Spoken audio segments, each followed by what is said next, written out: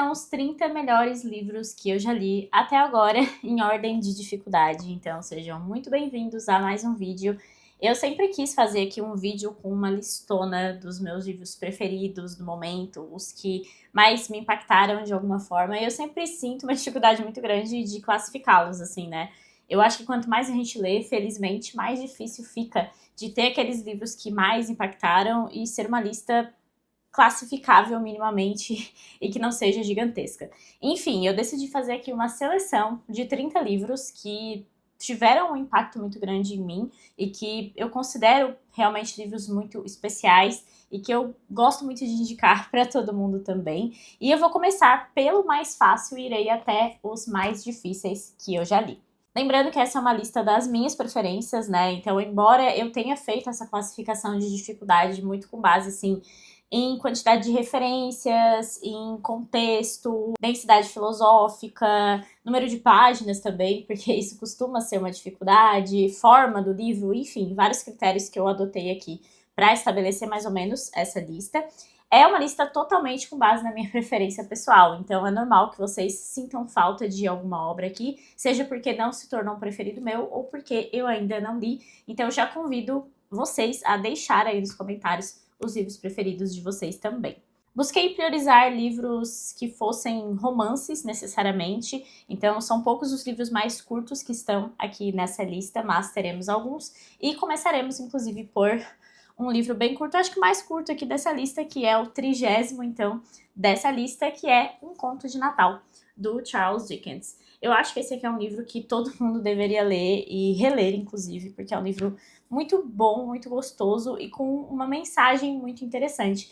Um conto de Natal, ou enfim, um cântico de Natal, tem várias traduções diferentes que no original é a Christmas Carol, foi um livro, uma história que basicamente retomou o espírito natalino, ou até criou o Natal como a gente comemora hoje, com essa ideia de que é um feriado que também trata muito sobre a gratidão, sobre estar com as pessoas, sobre compaixão, sobre generosidade também, enfim. Porque aqui a gente tem basicamente uma história em que o velho Scrooge, que é um homem muito avarento, que não comemora o Natal, que não dá nenhum centavo a mais do que o seu funcionário precisa, ele vai receber a visita de um fantasma no Natal, que é o seu ex-sócio, o Marley, e o Marley vai trazer com ele alguns outros fantasmas que vão contar um pouco para esse velho Scrooge sobre o real espírito natalino, sobre o real objetivo do Natal. Então ele vai receber a visita do fantasma do passado, do Natal presente e do Natal futuro. Então ali ele vai ter algumas lições e alguns momentos impactantes que vão transformá-lo numa pessoa totalmente diferente. Essa é uma história super curta, super boa de ler, como eu comentei, porque o Dickens tem essa capacidade. Eu acho que o Dickens, ele tem uma habilidade que é criar, construir histórias e personagens que nos envolvem, que são histórias fáceis de ler, que ao mesmo tempo trazem essa profundidade, trazem muitas lições para a nossa vida. Então eu acho que Dickens é classificado facilmente aqui entre os mais fáceis e ao mesmo tempo extremamente profundos. Em 30º fica aqui Um Conto de Natal. Em 29º eu coloquei um dos primeiros clássicos que eu li e que me impactou assim profundamente. Já li, reli, fiz vídeo, depois refiz vídeo aqui no canal.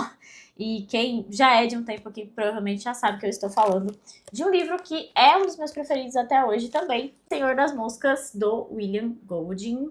Tá todo marcado aqui o meu livro, mas esse aqui é uma história muito fácil assim de ler, no sentido de que ela vai te envolvendo, ela tem um certo suspense, porque basicamente aqui a gente tem um grupo de meninos ingleses de 6 a 12 anos, mais ou menos, essa faixa aí de idade, que eles estão sendo evacuados de alguma grande tragédia que aconteceu na Inglaterra. Então eles estão todos num avião, sem nenhum adulto, apenas o piloto, e esse avião acaba caindo numa ilha, e o piloto não sobrevive, a princípio, né? Tem aqui toda uma história em relação a esse piloto também. Mas então nós temos essas crianças precisando sobreviver sozinhas e criando uma micro-sociedade, é um microcosmo da sociedade aqui. O Golding, ele foi para a Segunda Guerra Mundial, para a Primeira também, eu acho. Esse aqui é um livro mais ou menos ali do período pós-Segunda Guerra, 1954 foi a publicação. E ele também foi professor de crianças e ele teve bastante experiência nesse sentido. Então ele vai unir essas duas coisas com uma dose de pessimismo, uma dose de análise de que o homem tem o mal dentro de si. Também pode ter o bem dentro de si, enfim, é uma questão filosófica que eu gosto muito de ler na literatura, que sempre me impacta bastante, e esse aqui me impactou muito. Justamente porque ele tem essa simplicidade, são muitos momentos do livro que basicamente tem diálogos entre essas crianças, mas que a gente observa mesmo essa densidade filosófica das discussões que a gente pode ter a partir desse livro. E aqui também tem uma espécie de aparição diabólica, tem algumas questões literárias interessantes que a gente pode trazer, mas ao mesmo tempo é um livro que, como eu comentei, foi um dos primeiros clássicos que eu li, e nessa minha primeira leitura eu lembro de ler assim uma noite inteira o livro. Eu terminei o livro cheia de ideias, pesquisando um monte de coisa, procurando resenha, procurando texto sobre ele. Embora tenha sido uma leitura rápida e fácil de se fazer, eu tive muita lição e muita coisa para refletir sobre ele. Acho que foi a minha primeira obsessão literária, fiquei realmente obcecada por ele, e eu sempre recomendo muito, né? É um livro mais pessimista, tem esse peso, e eu vejo que, especialmente quem tem filhos, né, sente, assim, uma dificuldade grande em ler esse livro com mais tranquilidade, mas, ao mesmo tempo, eu considero que tem essa facilidade de leitura com a densidade de estudo a partir dessa leitura, né?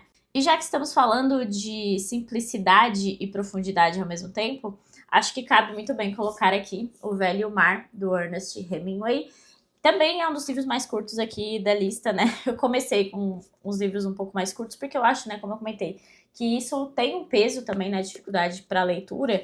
E O Velho Mar é uma história simples, cheíssima de simplicidade, porque tem poucos personagens, tem poucos acontecimentos, mas carrega consigo um peso muito grande de reflexão e da relação do homem com a natureza, da relação com o homem consigo mesmo, da solidão também, da velhice, enfim, são muitos os temas que Hemingway traz aqui na sua obra.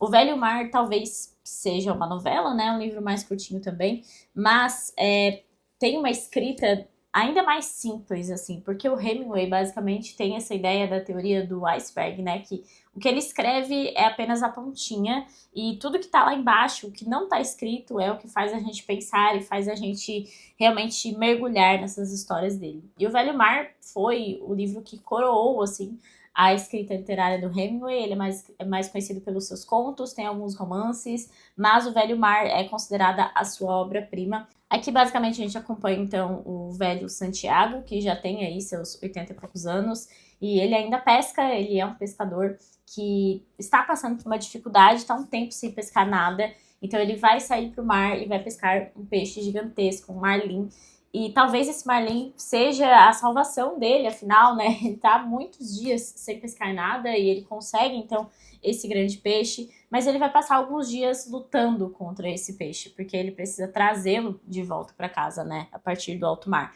Então aqui nós temos uma história muito simples, como eu falei, com poucos personagens, mas que faz a gente pensar em todas as simbologias que Hemingway talvez não quisesse que a gente encontrasse, mas que a gente encontra, assim, nessa obra e naquilo que nós lutamos todos os dias, né? Então a frase mais famosa desse livro, que até tá aqui atrás na minha edição, que o homem pode ser sempre destruído, mas nunca derrotado, fala muito sobre a nossa vida, né? Sobre os nossos dias, sobre nunca desistir totalmente dos nossos objetivos, enfim. É um livro bonito, tocante na sua simplicidade. Na 27ª colocação está um livro que é muito odiado por aí e que eu sempre vou defender.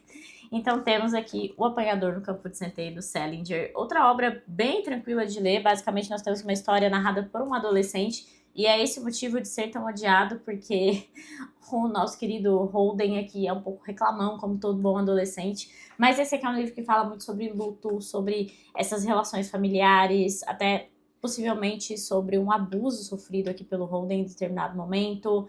Então é um livro que tem também essa simplicidade na escrita por ser narrado por um adolescente, mas que tem tantos temas profundos e fala sobre coisas que as pessoas realmente passam e que adolescentes também passam, né? Como que os adolescentes reagem a essas coisas. Observar essas reações também é algo muito importante. Então, O Apanhador do Campo de Centeio me chocou muito nesse sentido de que eu sempre via um livro que as pessoas odiavam porque era um adolescente chato falando, mas eu enxerguei aqui um livro falando sobre luto, sobre esse sofrimento na adolescência, sobre mudanças, sobre escolhas na própria vida, sobre independência, liberdade nesse momento que talvez independência não seja exatamente o certo, né?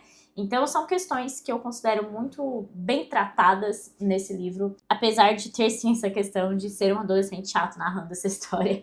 Eu sei que muita gente detesta por conta disso, mas eu acho que é um livro muito profundo. E também muito tranquilo de ler, dá pra ler facinho aí em poucos dias. Nosso livro de número 26 é um romanção vitoriano, então avançamos um pouco aqui em questão de número de páginas também, e eu acho que por isso tem um pouco mais de dificuldade para essa obra. Estou falando de Jane Eyre, da Charlotte Brontë. Eu acho que esse aqui é um livro que faz com que muita gente se identifique com a personagem, porque a Jane Eyre é essa mulher, né, menina, porque praticamente é um romance de formação, a gente acompanha ela desde menina até se tornar uma mulher de fato. E ela é uma mulher que tem em si muitos dos defeitos que nós temos também, essa petulância às vezes que pode virar uma obstinação em relação aos seus objetivos, né? Enfim, eu gosto muito dessa personagem aqui. E é um livro que fala muito sobre essa liberdade, mas uma liberdade de escolha que vai muito além do o que eu posso fazer com a minha vida. Tem também a ver com o que eu vou fazer para os outros e o que os outros representam na minha vida. Cada escolha que a gente faz não é uma escolha meramente individual para nós mesmos. Então, Jane Eyre fala muito sobre isso. E tem muitas simbologias cristãs nesse livro, muitas referências que talvez sejam inerentes à própria posição da Charlotte Brontë e ao contexto em que ela vivia. Enfim, como eu falei, um romance vitoriano aí, mais ou menos do meio do século XIX. A Jane Eyre foi um livro que eu li com meus 15, 16 anos inicialmente. Depois eu fiz uma releitura não tão recente assim, talvez já esteja na hora de reler de novo, mas ele tem muitas lições e essa capacidade também de fazer a gente se identificar. Tem uma personagem aqui que é uma amiga muito importante da Jane Eyre, que representa muito uma ideia de bondade e até um ideal cristão, assim, que é um personagem também muito impactante e que a Jane Eyre vai levar com ela pro resto da vida, esses ensinamentos pro resto da vida, e nós também, enquanto leitores, se levaremos. Então, Jane Eyre é um livro muito bonito, muito representativo, e que eu acho que é tranquilo, assim, de ler por ser esse novelão, né? Você fica com vontade de saber o que vai acontecer. Tem o Mr. Rochester, que é um personagem intrigante aqui, muita gente odeia, muita gente ama. Então também é daqueles livros que trazem muitas emoções, né? Jane Eyre é um queridinho de muita gente, tenho certeza, e também é um queridinho por aqui. Mais ou menos nessa mesma pegada, é claro que eu não poderia deixar a rainha do romance de fora, então Jane Austen precisaria estar nessa lista. E claro que eu trago também Orgulho e Preconceito, que é outro livro que eu acredito que tem uma personagem muito identificável, e eu sempre me identifico muito toda vez que eu leio esse livro. Já foi um livro lido e relido algumas vezes por aqui. A Lizzie Bennet é essa mulher que também tem essa mania de ter ideias preconcebidas que às vezes colocam ela em situações erradas, em situações complicadas para ela mesma. Não é à toa que esse livro se chama Orgulho e Preconceito, então tem dois personagens que, de certa forma, representam ambas as coisas e que terão seus destinos entrelaçados em vários momentos. Jane Austen não é uma autora que agrada muito todo mundo também, porque eu sei que é um livro que vai ter mais, assim, encontros e o cotidiano, não tem grandes acontecimentos, grandes reviravoltas, apesar de ter um pouco também, não é isso que importa, né? O principal do livro está no cotidiano.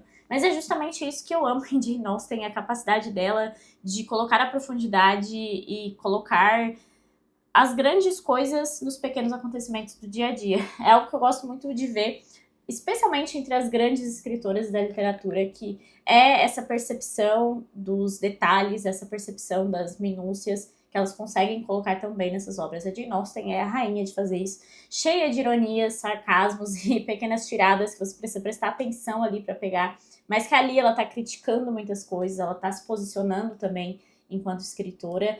e fala muito sempre sobre o casamento, né? A Jane Austen não se casou, isso foi uma grande questão na vida dela também, e era uma grande questão das mulheres da época, então é sempre importante ter esse contexto.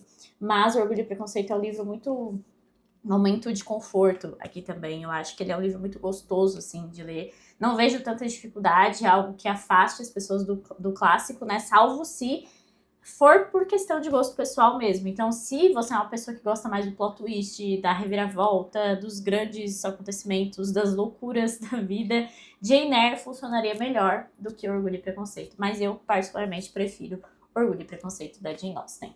Chegando na literatura brasileira, é claro que não poderia faltar o meu livro brasileiro preferido nessa lista. Estou falando de O Continente, o primeiro volume, primeira parte de O Tempo e o Vento, do Érico Veríssimo, que é basicamente o nosso Guerra e Paz brasileiro, a nossa grande epopeia, o épico que conta a história do Rio Grande do Sul e do Brasil, porque sempre entrelaça muito do contexto brasileiro com a família Terra Cambará, que são esses personagens fictícios criados aqui pelo Érico e que ficam conosco pelo resto da vida na Terra, Bibiana, Capitão Rodrigo, enfim, são muitos os personagens incríveis construídos pelo Érico e que aparecem principalmente aqui nessa primeira parte, né? Já li o Retrato também, não foi um livro que eu amei, assim, morri de amores, mas é a continuidade da história, continua sendo uma saga incrível, ainda falta o arquipélago pra mim, falta a terceira parte, né? Porque aqui a gente tem uma saga basicamente dividida em 3 partes, e 7 livros. Então, cada parte tem aí um número de livros específico também. E nessa edição aqui, nessa coleção da Cia das Letras, sai com essas 3 partes. Agora eles estão publicando cada livro separado também, então vale a pena dar uma olhada.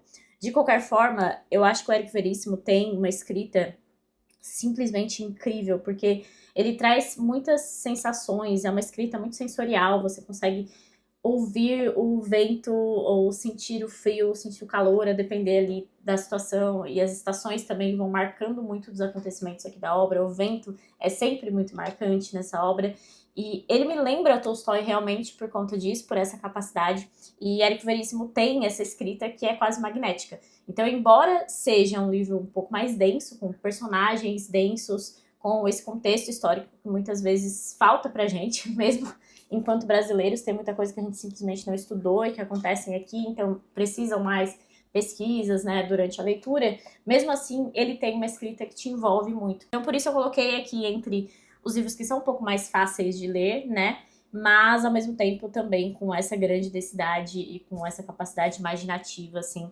Talvez seja um tipo de livro ideal, assim, para quem quer exercer essa capacidade do imaginário e expandir o imaginário, porque realmente, como eu falei, o Érico tem essa escrita que te traz sensações. Eu acho isso maravilhoso, uma coisa que eu admiro demais em escritores, então é claro que o Érico Veríssimo estaria entre os meus escritores preferidos. Em 23º lugar, um dos meus livros preferidos da vida, que obviamente precisava estar aqui, também já é um livro que fica um pouco mais difícil, especialmente pela extensão, tem muita edição que tem aí mais de 1000 páginas, então aqui está E o Vento Levou, da Margaret Mitchell.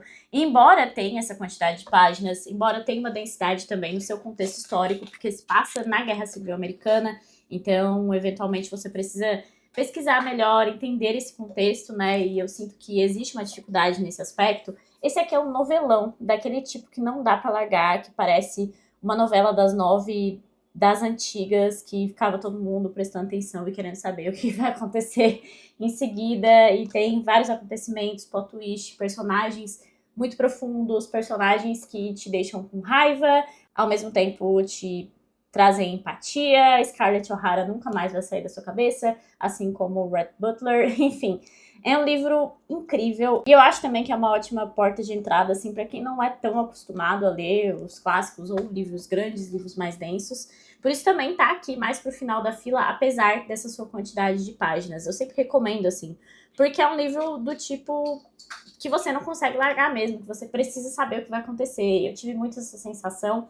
A primeira vez que eu li O Vento Levou foi ainda no meu começo, assim, de estudos literários. Eu não tinha tantas leituras de clássicos assim, né? E eu lembro que eu fiquei vidrada nesse livro, eu li em menos de um mês.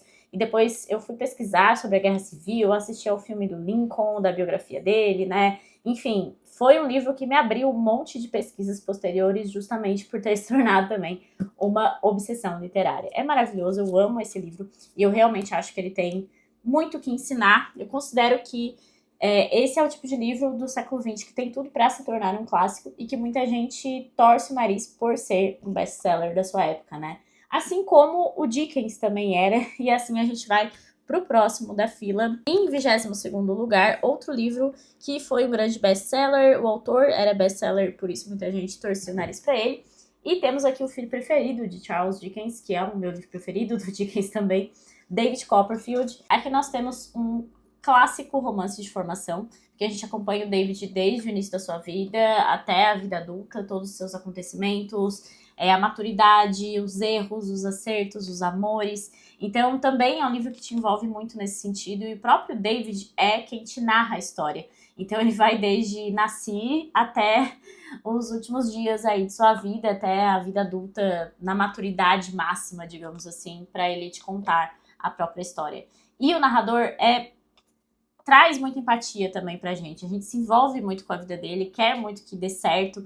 O Dickens escrevia muito sobre crianças em situações complicadas, né? E órfãos, crianças que precisavam fugir, que precisavam trabalhar desde cedo, que viam muito sofrimento na vida. Então isso tem a ver também com a história de David Copperfield. Mas no meio do caminho ele vai encontrar uma série de personagens interessantíssimos que também são inesquecíveis. Então, David é outro livro que eu sempre recomendo para quem me pergunta para começar a ler os clássicos ou começar a enfrentar esses calhamaços, porque David Copperfield é um livro muito bom de ler.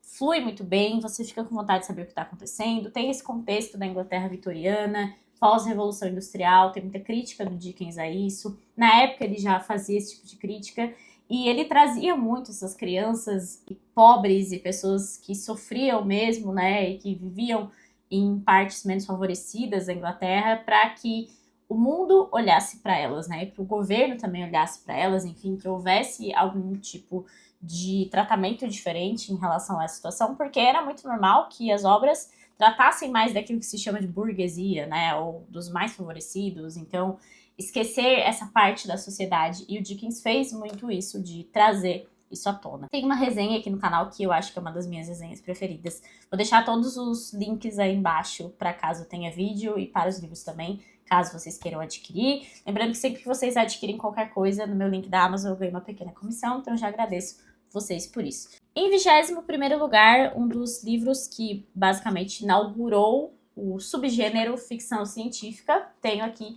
Frankenstein, da Mary Shelley. Esse é um livro que eu quero muito reler, assim, porque faz um tempo que eu li.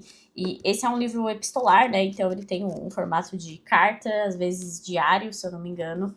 E eu acho que a história de Frankenstein já é uma coisa meio batida, né? Uma coisa que todo mundo já sabe, que existe ali um cientista criando uma criatura, e na verdade a criatura não tem nome aqui no livro. Frankenstein é o nome do doutor, Dr. Victor Frankenstein, que talvez seja um monstro também nessa história. Então existe toda uma dualidade aqui, essa ideia de ser quase que um deus por construir uma espécie, digamos assim, né? E essa criatura tem vários aspectos humanos, ela sofre muito também com a solidão, e depois ela foge, e as pessoas têm medo dela, as pessoas, especialmente o Dr. Victor Frankenstein, tem ojeriza contra ela. Então é um livro que vai tratar de assuntos bem profundos, apesar de também ser um pouco mais tranquilo de ler, na minha percepção, porque é um livro um pouco mais curto, acaba sendo um pouco mais palatável, assim, não tem uma grande diferença na forma do livro, mas é um livro importantíssimo para a literatura, né? E tem muitas referências a outras obras, especialmente a Paraíso Perdido, aqui nesse livro, que também vai estar nessa lista. Imaginem que lá no topo, né? Porque é um livro muito mais difícil de ler. Então, quando a gente lê esses livros um pouco mais modernos, e o subtítulo aqui desse livro é O Prometeu Moderno, inclusive, nós temos referências, bagagens de outras grandes obras, de outros grandes escritores, como é o caso aqui de referência a Prometeu, da mitologia grega, referências a Paraíso Perdido. Então acaba também sendo uma porta de entrada para outros clássicos, né? Frankenstein tem muito disso, e é um livro muito profundo nesses aspectos. O 20º da lista também é um livro muito tranquilo de ler. Eu considero que é o autor russo mais tranquilo de ler, mas que traz densidade filosófica. Afinal, ele basicamente criou um termo filosófico. Estou falando de Pais e Filhos, de Ivan Turgenev, que é inclusive um dos meus russos preferidos. Por muito tempo foi o meu autor russo preferido. Acredito que hoje o posto ficou com Lev Tolstói. Mas, de qualquer forma, o Turgenev, ele é o autor russo mais europeu, porque ele tinha realmente muitas influências europeias e ele vivia muito na Europa. Então, aquela coisa dos russos de ter tantos nomes que você não entende nada, ou ter contextos muito específicos que às vezes fogem um pouco da nossa realidade, não tem tanto aqui em Turgenev. Mas em Pais e Filhos, além da óbvia questão de conflito geracional, que é um dos grandes temas, nós temos aqui o termo niilismo sendo cunhado, basicamente, né, que foi uma filosofia depois com efeitos nefastos e efeitos muito estudados no século XX. Então, Turgenev vai meio que antecipar algumas coisas e algumas questões. O Turgenev era meio detestado, assim, nos círculos intelectuais, porque ele não se posicionava direito. Ou as pessoas não entendiam muito bem, porque ele basicamente faz piada de todo mundo. E aqui, o personagem que representa o niilismo é o Bazarov. E esse personagem, basicamente, quem era contra o niilismo, quem já se posicionava meio contra o niilismo, achou que o Bazarov representava algo bom, e quem era considerado niilista, né, ou tinha ideias que pareciam com o niilismo adotado aqui pelo Bazarov, achou que o Turgenev estava zoando com a cara deles. Então, assim, o Turgenev é maravilhoso. A verdade é que ele tem uma capacidade muito grande de observar e de colocar em palavras aquilo que acontecia em seu tempo, né? Então, Pais e Filhos é um livro maravilhoso que vai tratar sobre isso. Inclusive, outro que eu pretendo reler futuramente. Turgenev, ele tem também essa percepção da natureza, que é algo que eu já falei que me chama muita atenção. E as paisagens descritas pelo Turgenev são impressionantes. E você sente na Rússia, né? Você respira o ar russo a partir da escrita do Turgenev também. 19º na lista, e aqui eu coloco um Shakespeare, não poderia faltar Shakespeare, né?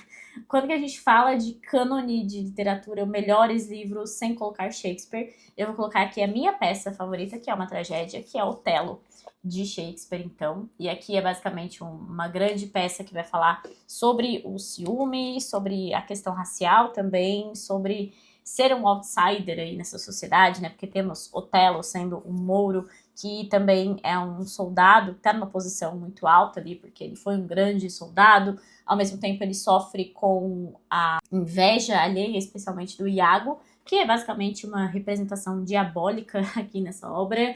O cara que consegue colocar coisas ruins na cabeça de todos os outros personagens desse livro.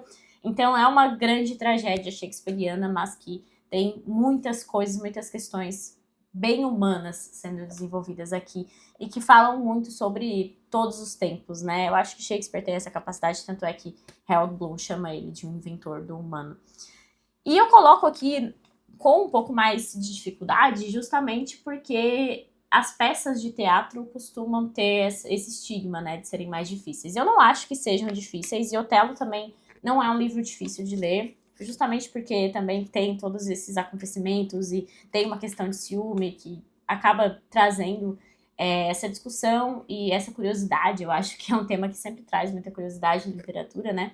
Mas as peças de teatro têm esse peso e essa fama de um pouco mais de dificuldade, por isso que eu coloco ele aqui também. E tanto é que o próximo livro também é uma peça de teatro. E aqui a gente vai para o teatro grego, com a minha peça preferida do teatro grego, que é Antígona, do Sófocles, outra tragédia, diga-se de passagem. Por muito tempo eu acho que Prometeu Acorrentado foi a minha peça preferida. Depois eu reli Antígona e fiquei meio fissurada por ela também. Édipo Rei também é uma peça maravilhosa, né? Mas Antígona, que faz parte dessa história toda do Édipo, da trilogia tebana que a gente chama, já é um pouco mais pra frente da história, né? E os dois irmãos de Antígona vão se bater em conflito ali para serem o próximo rei, a partir justamente da fuga de Édipo. Então precisa ter meio que o contexto ali prévio para entender bem a trilha de acontecimentos aqui da Antígona. Mas a ideia principal, você não precisa saber de tudo isso para entender que aqui a gente tem uma personagem que vai contra o Estado, vai contra as leis humanas, e porque ela considera que as leis divinas, as leis dos mortos, as leis daquilo que ela realmente acredita, das suas crenças, são mais importantes, ela deveria seguir estas leis especificamente. Então, esse é o principal tema em Antígona, é um tema que me chama muita atenção, e é um tema que também continua muito em voga, né, desde sempre. Você imagina que a gente tem um texto anterior a Cristo, muitíssimo antigo, e que fala já sobre a diferença entre a lei positiva e a lei natural, que é uma grande questão jurídica, mas tratando em termos mais comuns aí, é a lei dos homens versus a lei divina. Então é uma questão muito interessante que também sempre me chama muita atenção. Então aqui fica Antígona como a minha peça grega preferida. E já que estamos no mundo antigo, trarei aqui uma leitura muito recente que obviamente foi uma coisa que me deixou totalmente maluca da cabeça, né? Que foi Quo Vadis, do Henryk Sienkiewicz, enfim, ele é um autor polonês, mas se eu não me engano, pelo que eu pesquisei, se falaria dessa forma. E Quo Vadis é um livro inesquecível, é um livro marcante. E eu considero que a dificuldade dele tá tanto nesse contexto, né, porque se passa na Roma Antiga, nos tempos de Nero, do imperador Nero, e também porque o início dele é um pouco mais truncado, justamente porque aparece muito filosofia grega e greco-romana, né, filosofia antiga, muitas referências, muitos nomes que vão aparecendo, assim. Mas ele é um romanção, novelão também, assim como o Yves Levaux, que eu comentei, né? Então, quando você se conecta com a história, com os personagens, é um livro que você não consegue largar.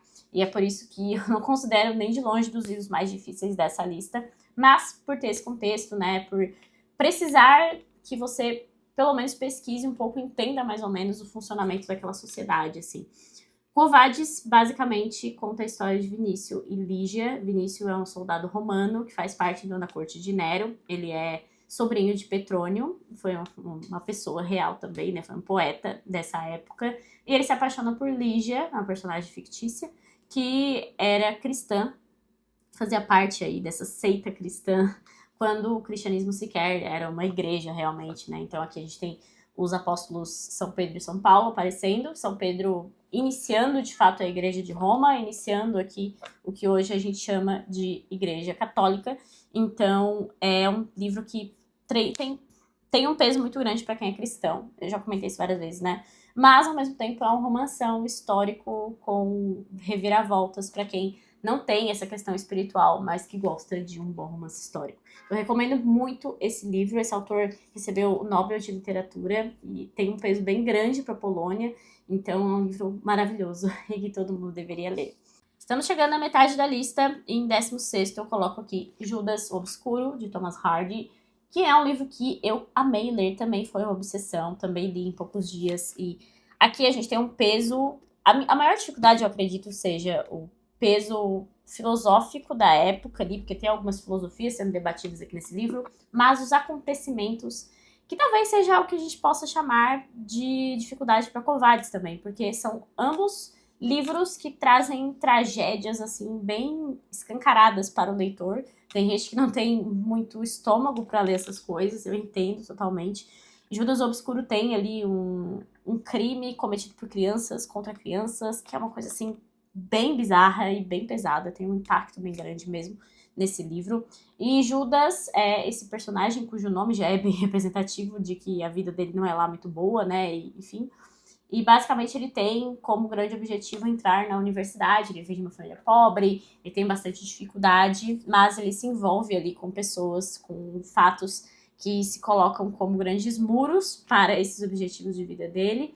E ele vive sempre assim nessa ideia utópica de que ele queria muito atingir, chegar nesses sonhos, mas a sociedade não permite que ele chegue, mas as suas atitudes também têm um grande peso. Então eu considero que esse é um livro bem pessimista, e Thomas Hardy era um grande pessimista, mas que também fala sobre escolhas, atitudes e relações pessoais também, as pessoas com quem a gente escolhe se relacionar na vida, que representam muito na nossa vida também. E em 15º, chegamos então na metade da nossa lista, temos Memórias Póstumas de Brás Cubas, do Machado de Assis, provavelmente o melhor, ou para alguns o segundo melhor romance, mas enfim, definitivamente um dos melhores romances da literatura brasileira.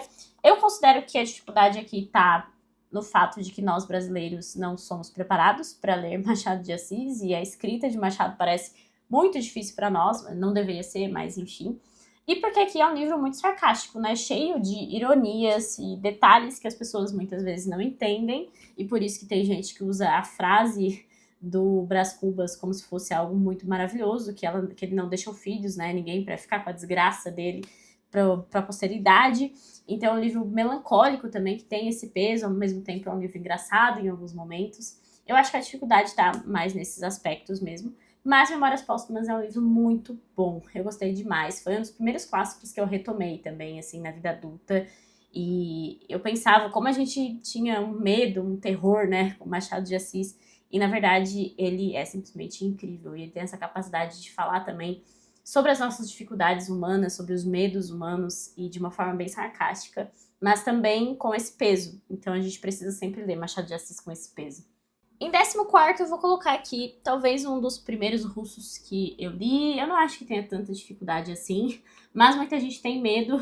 Eu sei que as pessoas têm medo de calhamaços russos. Temos aqui Crime e Castigo, de Fyodor Dostoiévski. Esse é um livro com muita densidade psicológica. Esse talvez seja um ponto também que traga bastante dificuldade para as pessoas, especialmente para quem já não tem tanta bagagem literária, digamos, né, tanto contato com esses clássicos. E é um dos grandes representantes do romance psicológico. Aqui a gente acompanha o Raskolnikov, que tem uma ideia bastante polêmica e complicada de que existem pessoas ordinárias e pessoas extraordinárias.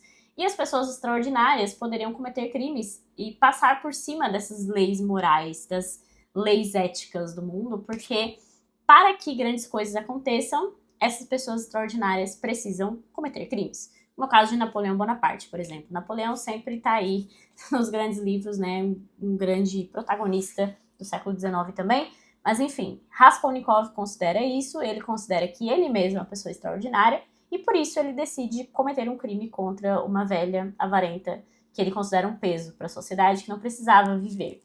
Então, a partir desse crime, que acontece já no início da obra, nós temos todo o desdobramento emocional e mental que isso vai gerar no Raskolnikov, e a investigação também, enfim, tem outros personagens paralelos que também aparecem em Crime e Castigo, mas o grande ponto é esse castigo psicológico que o Raskolnikov vai sofrer a partir desse crime. Então é muito interessante, é muito bom.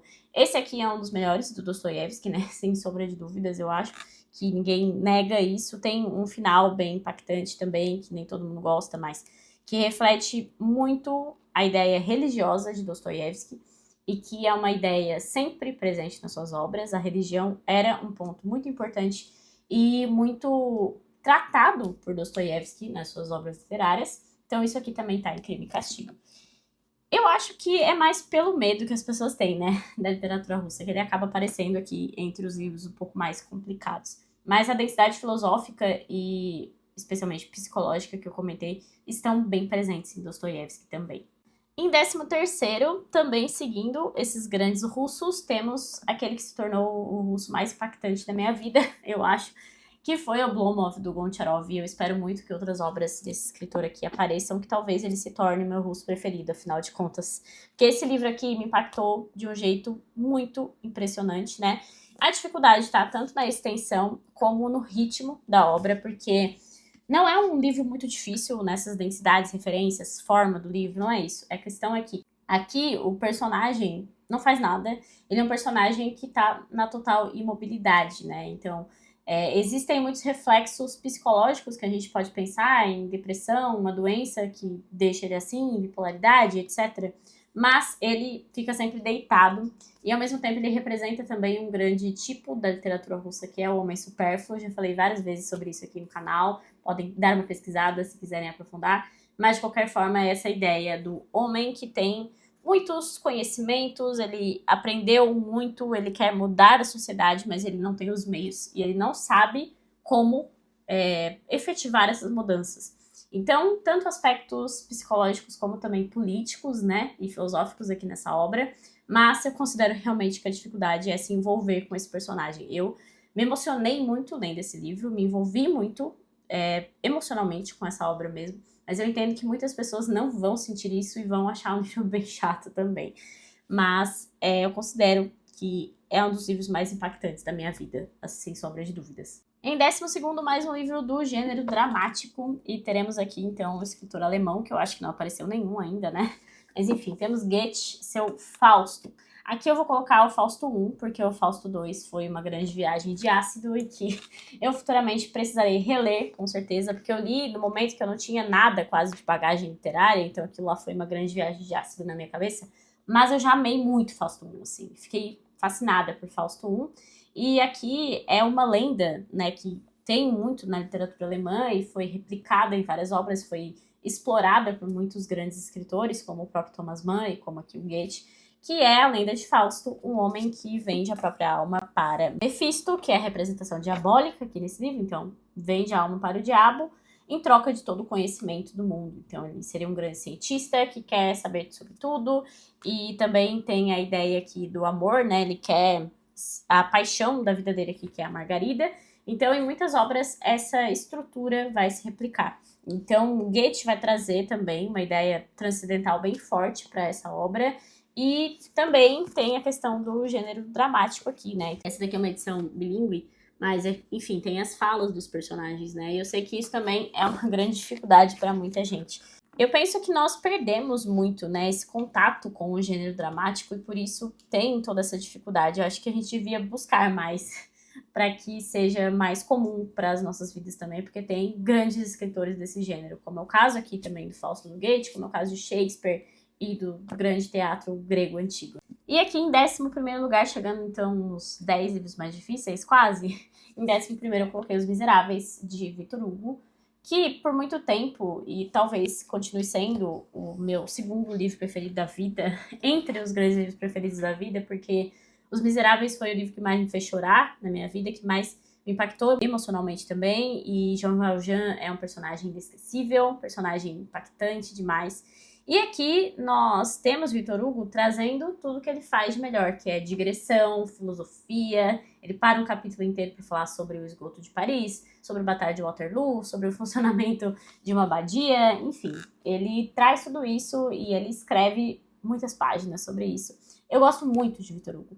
Eu sei que é outro dos escritores que as pessoas às vezes torcem o nariz, justamente por essas digressões e tal, mas é uma questão de gosto, acredito. Se você gosta dessas filosofias no meio do livro, se você gosta dessa densidade no meio da obra, assim, não só enredo, né? Eu gosto muito, eu amo muito quando Victor Hugo para e fala sobre as coisas de sua época, sobre a política, sobre a filosofia, como eu comentei. Victor Hugo tem uma escrita muito bonita também, ele tem frases aqui inesquecíveis nesse livro. Esse aqui é só o volume 1, né? Então é um livro de mais de 1000 páginas, por isso que esse aqui tá aqui nessa posição de mais difícil, mas também por esse contexto, né? Então, esse é um livro que tem algumas coisas que refletem a Revolução Francesa, depois vai falar sobre a queda de Napoleão Bonaparte, e a história em si se passa basicamente no período ali de 1830 para frente. Teve a Revolução de 30, teve uma insurreição em 32, que vai ser tratada. Então, você precisa, né, acaba pesquisando mais sobre esse contexto, entende mais esse contexto histórico da França da época, e por isso também tem a sua dificuldade, além das suas, sei lá, 1500 páginas que eu acho que tem nessa edição minha aqui. E da mesma forma, Guerra e Paz, de Lev Tolstói, em 10º lugar, outro livro que eu trouxe só um volume, e também é um livro de suas 1500 páginas, e além desse contexto todo, também tem uma ideia do contexto político, se passa na invasão de Napoleão Bonaparte na Rússia, tem muitos personagens, você precisa fazer a sua listinha para não se perder, e vários acontecimentos, né, o tempo todo, guerra, descrições de guerra, a filosofia de Tolstói sobre a guerra, enfim. Além de tudo isso, é um livro de suas 1500 páginas, por isso que eu considero que tem essa sua dificuldade. Mas Guerra e Paz, assim como Os Miseráveis, são livros que me envolveram muito e que, por mim, eu continuava lendo mais 1000 páginas tranquilamente. Eu adoro esses calhamaços e adoro me envolver nessas obras por muito tempo e me sentir mesmo imersa nessas obras. E esses são 2 livros que conseguem fazer isso de uma forma incrível, né? Victor Hugo, muito por sua escrita, por sua filosofia e por seus personagens que não são tão verossímeis assim, mas que são personagens que deixam a gente envolvido emocionalmente, mas Tolstói também pela sua descrição, que como eu comentei no caso do Érico Veríssimo, né, Tolstói tem uma descrição capaz de te colocar no meio de um campo de batalha, mesmo que você nunca tenha visto um campo de batalha na vida. Ele tem uma descrição incrível. Ele também usa da natureza, né, dos artifícios naturais aí para criar toda uma atmosfera na obra. Eu amo quando escritores fazem isso, já falei. Então por isso que Guerra e Paz também se tornou um dos meus preferidos, assim, sem sombra de dúvidas. Eu gosto muito de romance histórico, né? Deu pra notar nessa lista. Tem muito romance histórico. Eu adoro aprender história por meio desses livros. É óbvio que vai ter ficção no meio, é óbvio que vai ter o viés do próprio autor. Então aqui nós temos um viés muito mais favorável à Rússia do que à França, enquanto, enfim, em outras obras a gente tem um viés diferente. No próprio Victor Hugo, né, tem muito essa ideia de como os franceses são superiores e precisam levar a liberdade para o mundo, enfim. Mas eu adoro ter esses pontos de vista e também sempre agregam na nossa capacidade mesmo, né, de entender o outro, entender opiniões diferentes da nossa. Em nono lugar, eu vou colocar aqui um livro mais curtinho e que tem a sua dificuldade tanto na escrita, nessa profundidade também que traz densidade psicológica, eu diria também, e porque as pessoas não gostam muito desse livro, eu amo. Então, vai ficar aqui entre os mais difíceis o livro Thérèse de Queroz, do escritor francês François Mauriac, que foi o Nobel de Literatura também do século XX, e Thérèse é um livro que conta um pouco sobre um crime cometido por essa mulher, uma tentativa de assassinar o próprio marido, e que vai ter aí toda uma questão jurídica envolvendo. Ela vai ser absolvida no processo judicial, também com influências das famílias, tanto dela quanto do marido. Depois ela vai ter que enfrentar esse marido. Mas antes de tudo isso, e muito mais do que tudo isso, ela vai ter que enfrentar a própria mente dela. Também nessa ideia de crime e castigo, essa ideia de culpa interna e densidade psicológica por conta disso.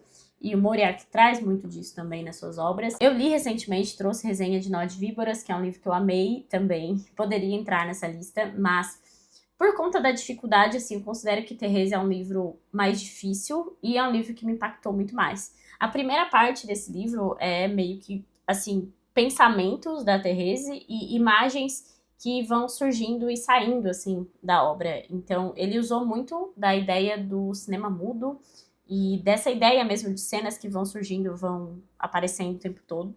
Então, por conta disso, existe essa dificuldade na forma do livro, que eu considero que é uma dificuldade relevante.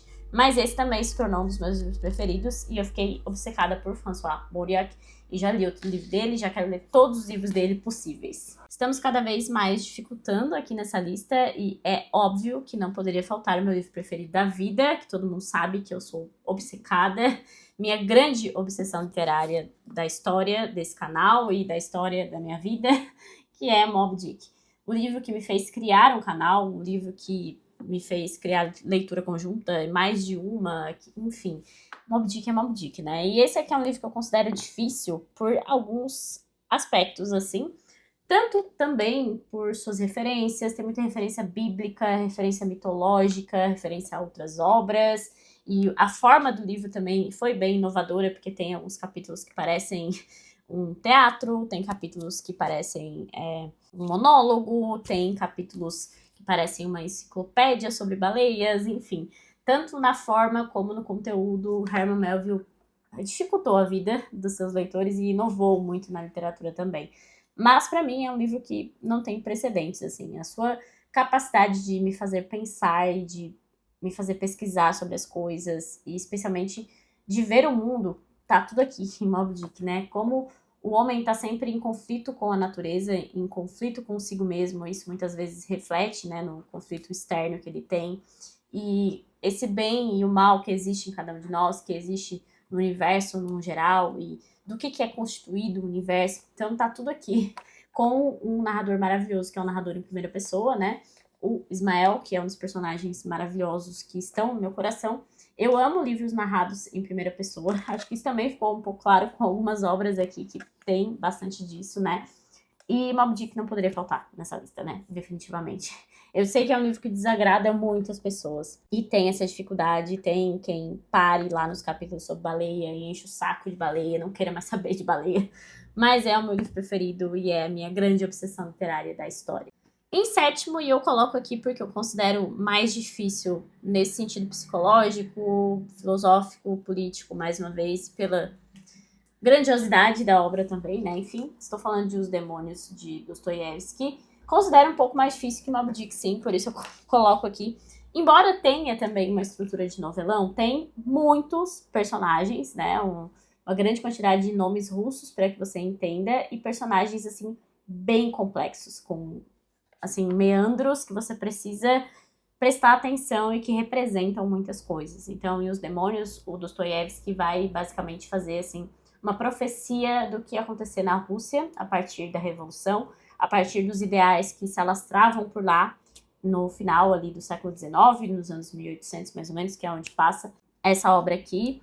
Então, temos aqui um livro que tem toda essa densidade que eu comentei e ainda tem vários personagens e essa estrutura aí de várias coisas acontecendo.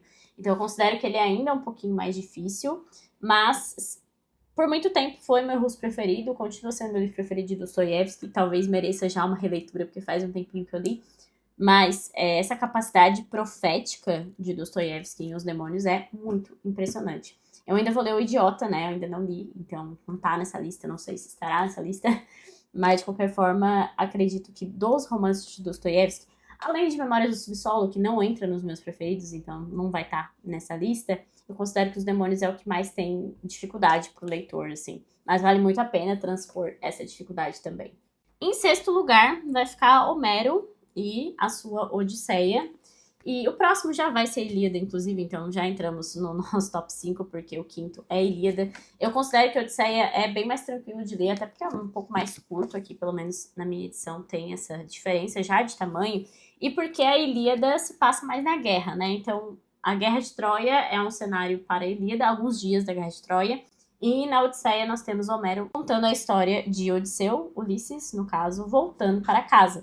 Então, tem um contexto um pouco mais complexo, eu acredito, em Ilíada. E Ilíada também tem trechos mais longos, assim, com enumerações que se tornam um pouco mais cansativas para o leitor. Ambos são livros com bastante referência mitológica, obviamente, né? Então, ler esses livros sem saber nada sobre os deuses da Grécia Antiga, sobre o funcionamento mesmo da ética grega, do que eles acreditavam, do que era importante para eles, eu acho que pode ser bem difícil. Mas são duas obras essenciais também do cânone, são livros incríveis de ler. Já tá na minha hora de reler também. Odisseia é um dos meus livros preferidos, eu adoro essa ideia do retorno e tudo pelo qual Ulisses passa aqui para chegar em casa, para retomar a sua casa mesmo, né? Esse seu governo ali da região. Eu acho que dispensa muitos comentários, né?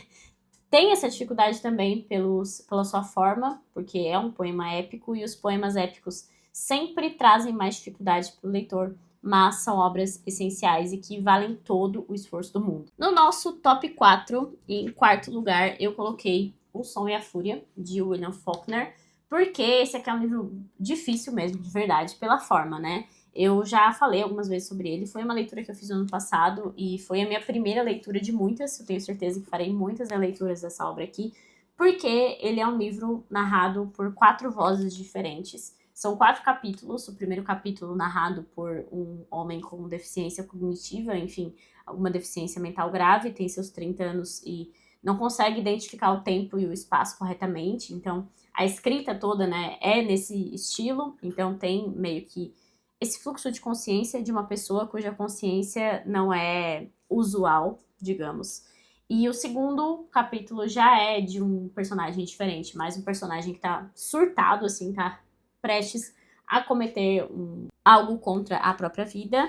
O terceiro capítulo é de uma pessoa que já tem uma capacidade de contar a história de uma forma cronológica, mais normal, mas que provavelmente é um psicopata.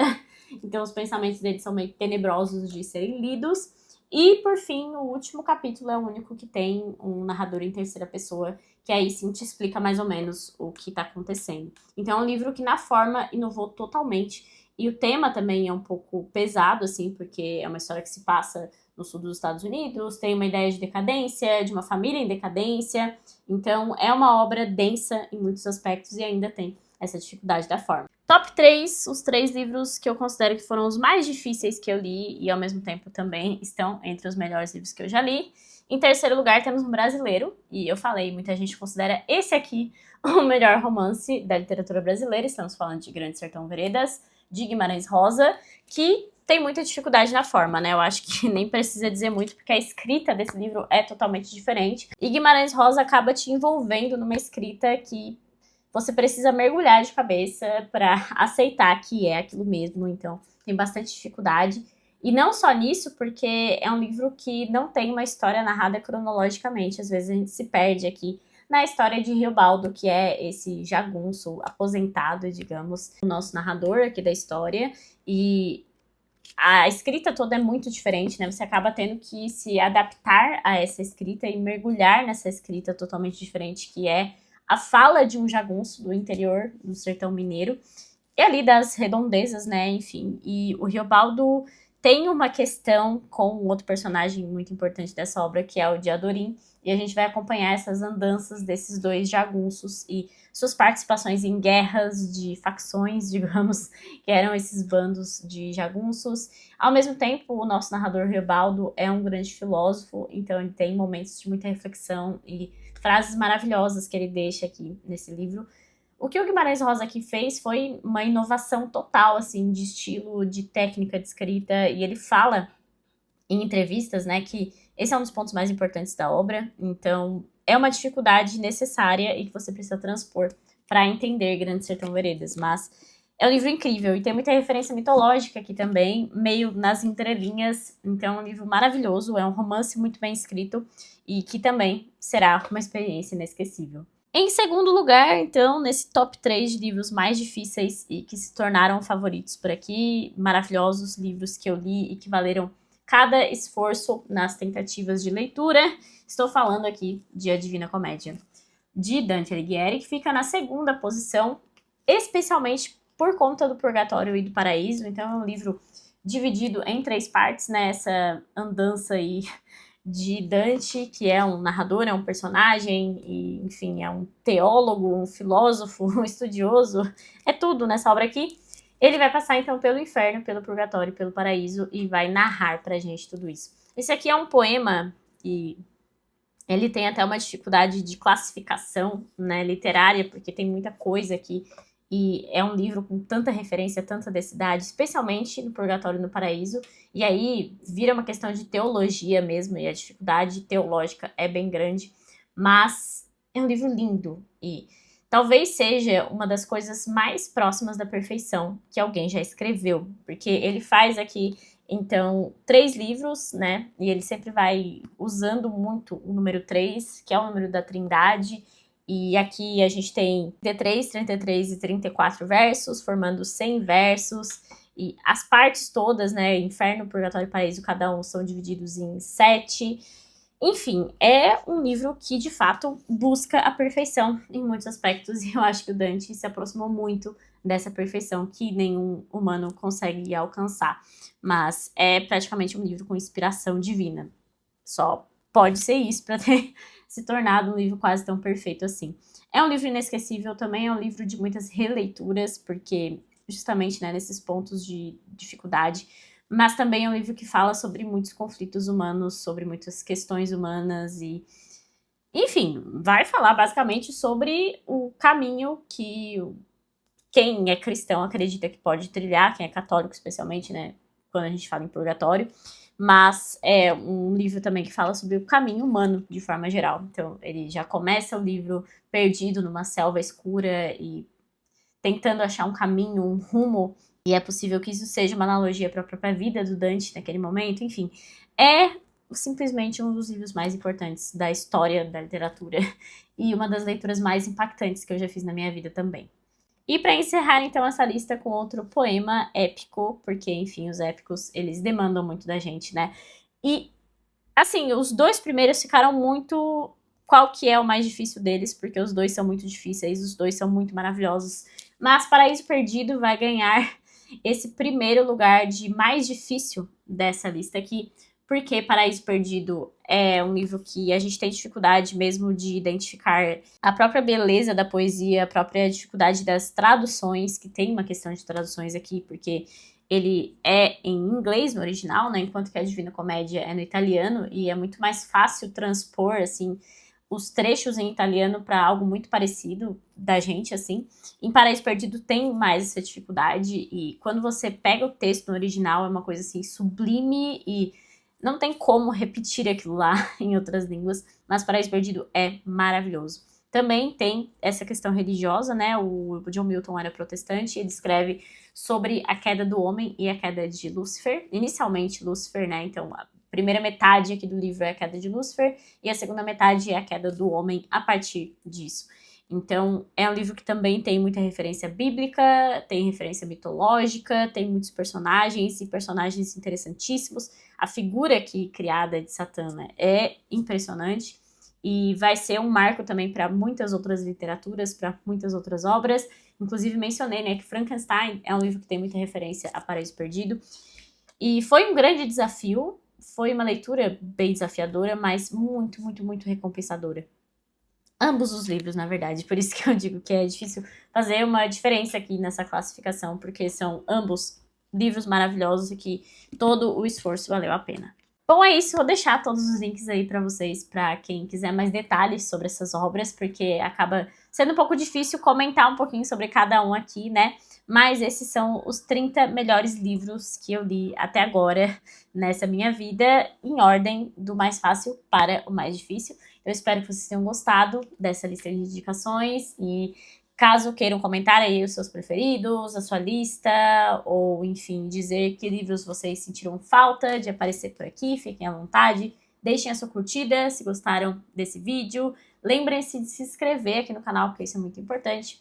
E até o próximo vídeo.